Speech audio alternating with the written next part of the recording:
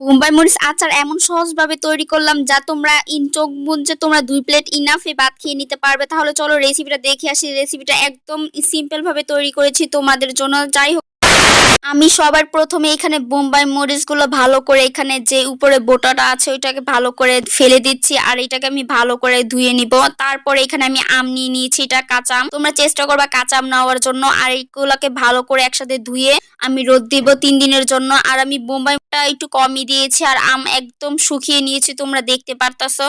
তারপর এইখানে অনেক অনেক সরিষার তেল দিতে হবে। বোম্বাই মরিচ আচারের ভিতর অনেক প্রচুর তেল লাগে, তোমরা জানো, যারা বোম্বাই মরিচ আচার পছন্দ করো তাদের বলতাছি। এখানে তোমরা যত পরিমাণ তেল ব্যবহার করবে তত আচারটা মজা লাগবে। আর এর ভিতরে অনেকগুলো তেল দেওয়ার পরে এখানে আনাম 5 ফোড়ন দিয়ে দিচ্ছি। তোমরা চেষ্টা করবা এই পর্যায়ে 5 ফোড়ন দেওয়ার জন্য। আর তোমরা চুলার আঁচটা একদম লো লাগবে, আর যদি তোমরা বাড়িয়ে দাও তাহলে তেলটাও পুড়ে যাবে আর মশলাটা পুড়ে যাবে। তার ভেতরে এখানে আমি বোম্বাই মরিচ আর আম ভালো করে শুকিয়েছি ওইগুলা দিয়ে দিচ্ছি। তোমরা ভালো করে ক্লিন করে নিবে। এটা আমি আবার ক্লিন করে আমি আরেক দিনের জন্য রোদ দিয়েছিলাম, এটা আমি আর কিছুই তোমাদের দেখাই নাই। তারপরে ভালো করে এখানে আমি নেড়ে দিচ্ছি, আর এইটা এত সুন্দর একটা স্মেল বের হচ্ছিল। আর এর ভেতরে আবার কাঁচা আম দিয়ে দিলাম আর রসুন শুকিয়ে নিয়েছিলাম, রসুনও দিয়ে দিচ্ছি। দেওয়ার পর আমি ভালো করে আবার নেড়ে নিচ্ছি।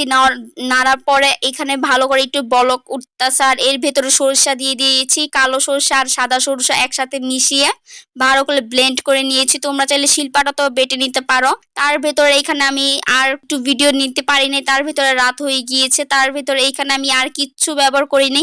এর ভেতরে আবারও আমি পরিমাণ মতো সরিষার তেল দিয়ে দিচ্ছি। তোমরা চেষ্টা করবা নামানোর আগ পর্যন্ত সরিষার তেলটা ব্যবহার করার জন্য।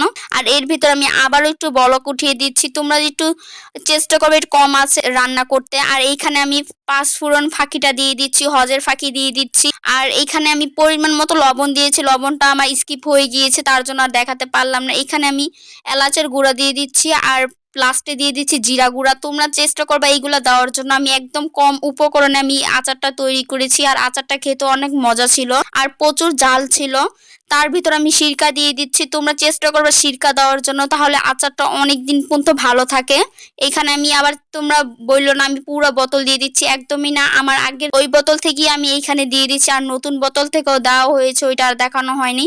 যাই হোক, এক পর্যায়ে আমার এইগুলা হয়ে গিয়েছে। বেশি নাড়ানাড়ি করলে একদমই মজা লাগবে না। তোমরা এখনই দেরি না করে তোমরা বাসায় তৈরি করে নিতে পারো বোম্বাই মরিচের আচার। আর আচারগুলা দিয়ে তো চোখ বুজে তোমরা 2 প্লেট ভাত খেয়ে নিতে পারবে। আর এইটা প্রচুর প্রচুর ঝাল, যারা জাল লাভার তারা এই জিনিসটা খেতে পারো। আর ভিডিওটা কেমন লাগলো অবশ্যই জানাবা। ভিডিওটা আজকে এই পর্যন্তই, তোমাদের সাথে খুব তাড়াতাড়ি নেক্সট ভিডিও নিয়ে চলে আসবো। Thank you for watching guys.